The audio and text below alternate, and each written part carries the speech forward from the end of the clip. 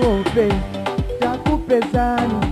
ndabwera ndikani ya mwanayu mwanayi kuvuta osapeza tuloyi malume tieni ndapeza nkazi basi yapo pandawa wapo landileni ipetafika lozaza ndowa tobwa libwele nyama ibwele yopaka sabola nge musadabwe inu ndi mwanayu inu watipangisa kuti tibwele akutimuna inu akutikazi inu menyani baja tose tivine nge musadabwe inu ndi mwanayu inu watipangisa kuti tibwele akutimuna ife akutikazi inu menyani baja tose tivine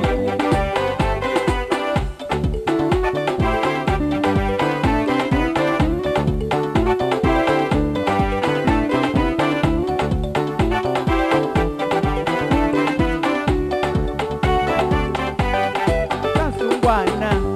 oyela bwino okupikila kaulemu wake ingakakonda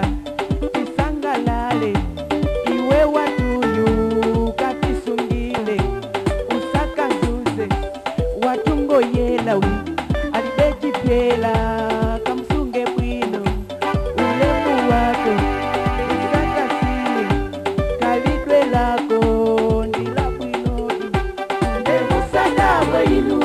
ndi mwanayu inu watipangisa kuti tibwele akutimuna inu akutikazi inu menyani baja tose tivine nde musadabwe inu ndi mwanayu inu watipangisa kuti tibwele akutikazi ife akutimuna inu menyani baja tose tivine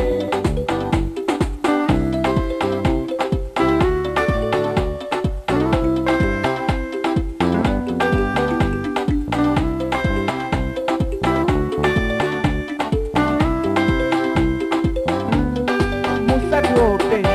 takupezani ndabwera ndingani ya mwanayu mwanayi kuvuta osapeza tuloyi malume tieni ndapeza nkazi basi yapo pandawa wapo landileni ipetafika lozaza ndowa tobwa libwele nyama ibwele yopaka sabola nge musadabwe inu ndi mwanayu inu watipangisa kuti tibwele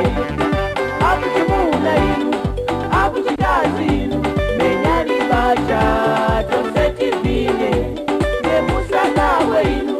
ndi mwanayu inu watipangisa kuti tibwele akutikazi ife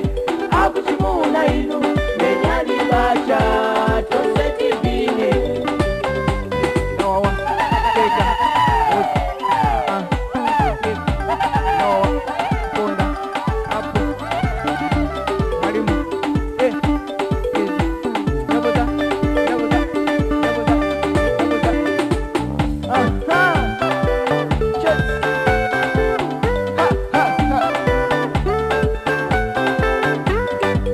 wawa mda wawa wankeka bwana kesa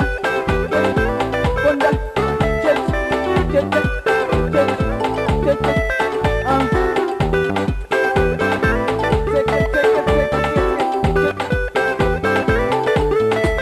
wawa Jose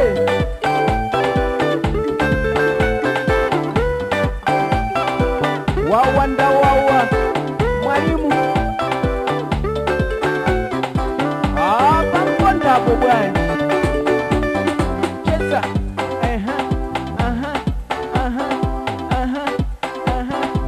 awili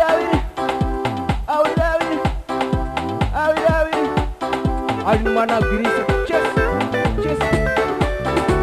wawachoma